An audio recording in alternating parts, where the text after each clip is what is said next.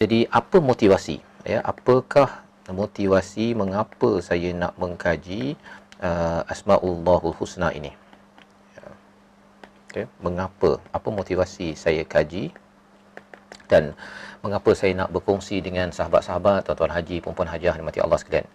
Ya, salah satu daripada perkara yang menarik tentang Al-Husna ini, ya, Asmaullahul Husna ini adalah perkataan husn. Ya. Perkataan hasana, ya, kata akar je, iaitu ia berulang 94 kali di dalam Al-Quran dalam 55 perkataan Arabik, ya, 194 kali, ya. Dan ini perkara yang menarik lah, itu fakta pertama, ya. Maksudnya banyak di dalam Al-Quran yang bercerita tentang hasana.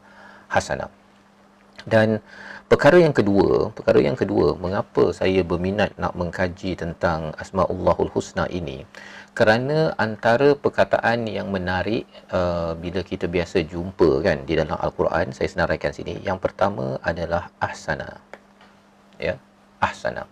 Yang lebih bagus, ya, yang lebih ahsan, lebih bagus. Perkataan yang lebih bagus ataupun yang terbaik ini adalah, ya, terbaik ataupun lebih baik, tengok keadaan lah, ya, lebih baik ataupun baik, terbaik, ya. Perkara ini selalu dibincangkan, macam mana saya nak jadi orang yang baik.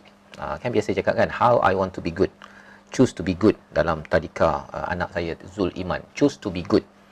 Jadi bila bercakap tentang good ataupun baik ini, biasa kita cakap baik tu kalau dia ni suka senyum, suka tolong, apa sebagainya. Tapi kita nak lihat bagaimana perspektif baik di dalam Al-Quran. Baik di dalam Al-Quran. Itu satu perkataan. Yang kedua, bercakap tentang perkataan yang berkait dengan hasanah ini ialah perkataan muhsin. Ya, ataupun kita ambil dulu hasanat. Al-hasanat. Ya, ini jamak dia, hasanah. Iaitu perkara yang mendatangkan pahala. Ya, perkara kebaikan yang boleh mendatangkan kebaikan dan pahala dalam hidup kita. Itu sebabnya mengapa saya berminat nak mengkaji tentang Asmaullahul Husna, kerana punca untuk jadi lebih baik, terbaik, dapat pahala adalah dengan kembali kepada Asmaullahul Husna. Baik,